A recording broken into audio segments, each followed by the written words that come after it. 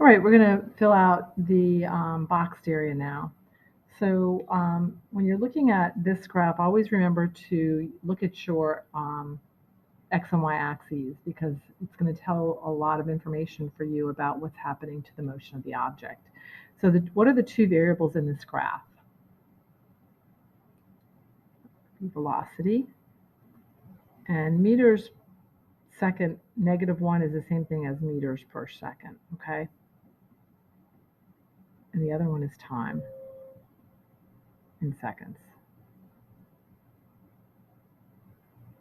So describe the motion from point A to point B, keeping in mind your variables here. What's happening between, and A would be right here, okay? From A to B, what's happening? If you said constant acceleration, you're right.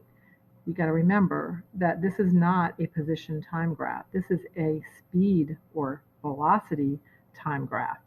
We have the change in velocity over time now. Okay, so this isn't actually an acceleration graph.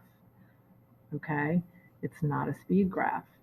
So you have to pay attention to what you have in the y-axis when you're doing these problems to know what's happening.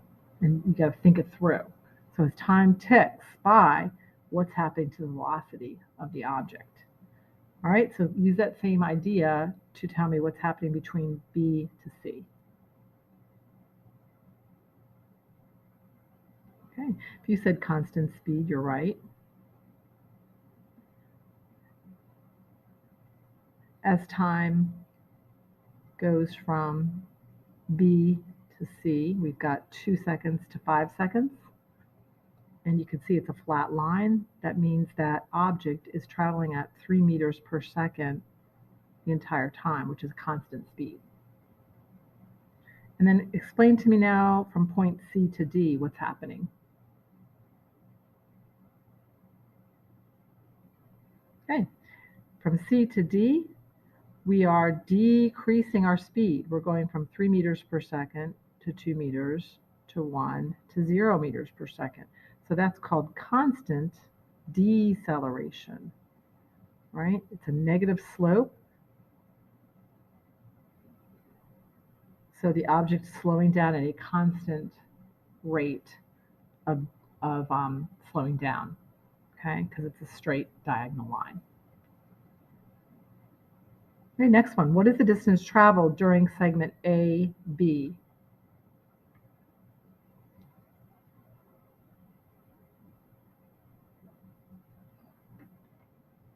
So in this case, we know that the object is speeding up at a constant rate of 1 meter per second every second. Or excuse me, not 1 meter per second every second. It's a little bit more than that.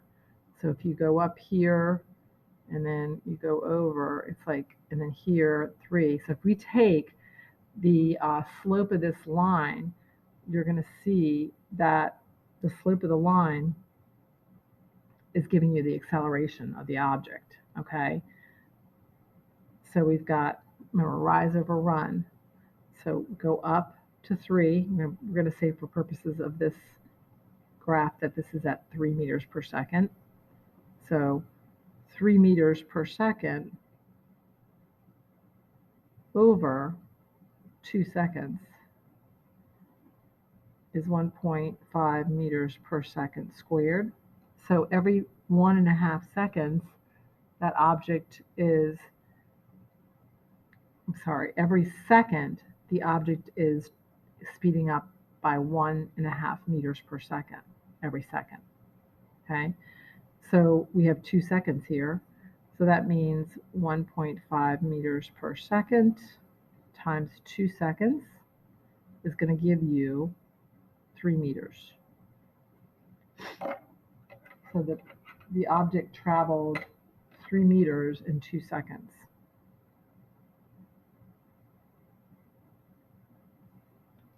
All right, what about during segment B to C? What was the distance the object traveled?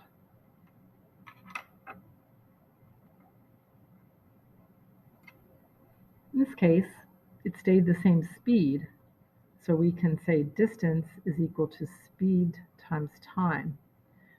the speed it traveled was 3 meters per second. And it went between 5 to 2 seconds. So 5 seconds minus 2 seconds is the time that it was traveling at that speed.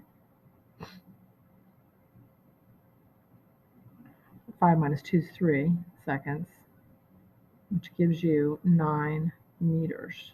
Seconds cancel out. And then number 4, what is the acceleration from point A to B?